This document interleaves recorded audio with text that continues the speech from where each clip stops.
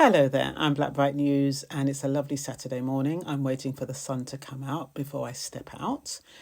But I wanted to talk about the 9 people who were arrested by immigration officers, and they were working at DPD. And I was wondering, how the hell did that happen? DPD is such a large organisation. So, because it's an ongoing investigation, I'm going to stick to my notes because I always think that's safe because I tend to go off on a tangent. And so, tangent. So I'm going to share my notes with you now. So sit back and get comfortable.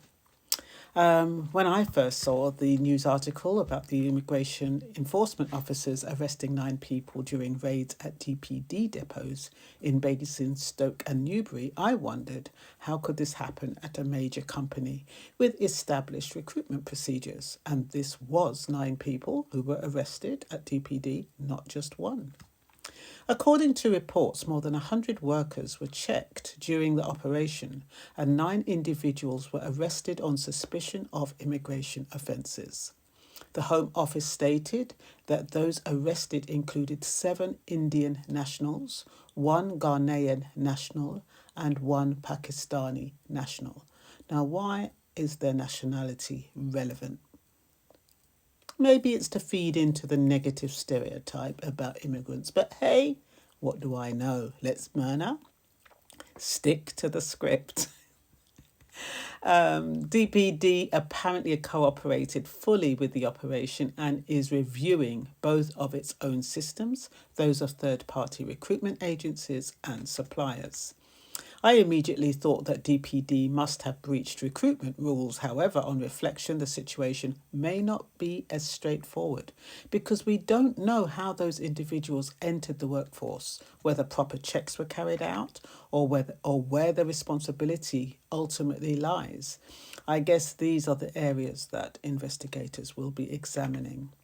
My OISC qualification, Level 2, tells me that one possibility is document fraud. A worker may have presented forged documents or genuine documents belonging to someone else.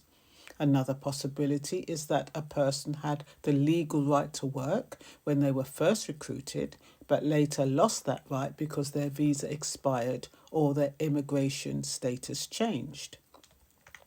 There's also the possibility of identity sharing, where one person secures employment using legitimate documents and another person carries out the work.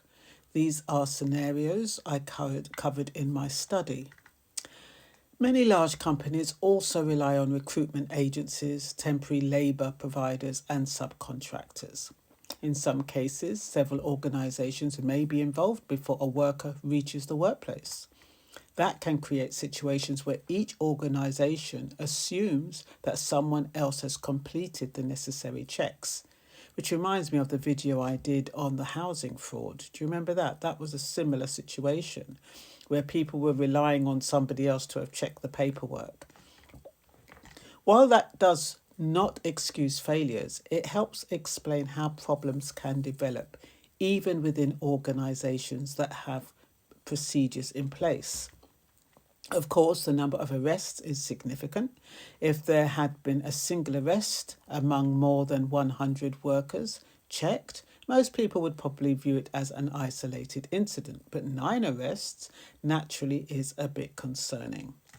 I wonder whether the individuals came through the same recruitment channel, whether they were linked to the same labour provider, or whether there is some other common factor connecting the cases.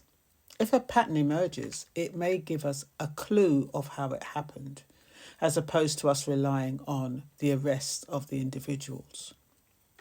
Do you notice how the headlines frequently highlight nationalities of those arrested? Like I said before, it does pee me off because not only does this information attract attention, but it feeds into the negative stereotype. However, while nationalities may form part of the factual reporting, it does not explain how the situation arose.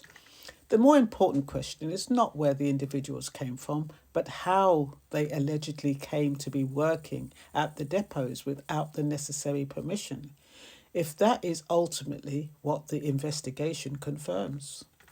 The distinction matters because people can quickly jump to conclusions. Some may assume that the workers deliberately broke the rules. Others may assume that the employer knowingly hired people who were not entitled to work. At this stage, neither conclusion is supported by the information currently available. The individuals involved have been placed on immigration bail while inquiries continue. So it means the investigation is still ongoing, and goodness knows how long that will take. So I don't know when they're on immigration bail, whether that means they're free to go home or whether they're being held in a detention centre, which could last forever. I have no idea. There is also the question of accountability. If failures are eventually identified, and if a recruitment agency promised to carry out the proper right to work checks and failed to do so, the company that hired the agency may have grounds to seek compensation or recover costs. Much would depend on the terms of the contract and whether the agency fulfilled its obligations. On the other hand, if checks were carried out correctly, but sophisticated fraud was involved, responsibility may lie elsewhere. One interesting way to look at this story is to ask whether it represents a failure of the system or the system working as intended. Immigration officers conducted checks, identified concerns, and took enforcement action where necessary. From that perspective, the operation demonstrates that inspections are taking place and that compliance is being monitored. The real test will be what the investigation uncovers about how the situation developed in the first place. And I often wonder if it's a whistleblower that alerts them or whether they routinely make these checks, the immigration officers. Because there are so many companies, they can't, well, I guess they can routine check, but a lot of the time is a whistleblower that blows the whistle. Ultimately, the most important question is not who the arrested individuals are, but how 9 people allegedly, without the right to work, ended up at the same employer at the same time. Was there a weakness in the recruitment procedures? Was there a problem with the labour supplier? Was there document fraud? Were follow-up checks missed? Or is there another explanation entirely? Until those questions are answered, we cannot blame anyone.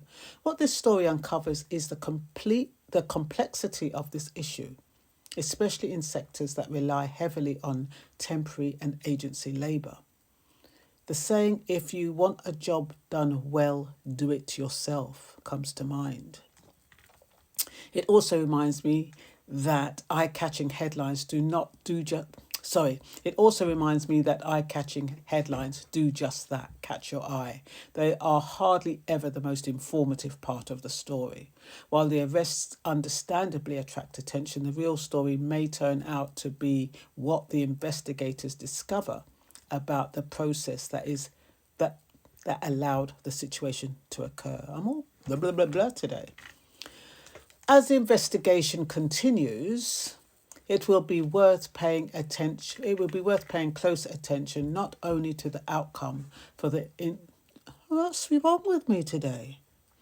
As the investigation continues, it will be worth paying close attention not only to the outcome for the individuals involved, but also to any findings about recruitment practices, labour supply chains, and compliance procedures, which we hardly ever hear about until years later when we've all forgotten about it and it seems less urgent. However, those findings, when they are eventually realised, may tell us far more about this than the headlines ever could.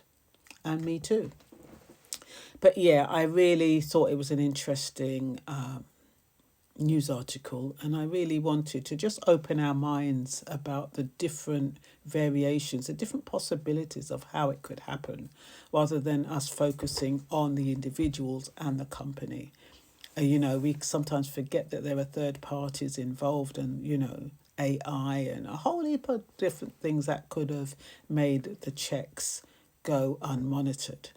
Which isn't a good thing. It just means that they'll have to look harder and they'll have to do things better and they'll have to change a few policies and procedures so that everything works smoothly and it doesn't happen again. That's all for now. You take care now.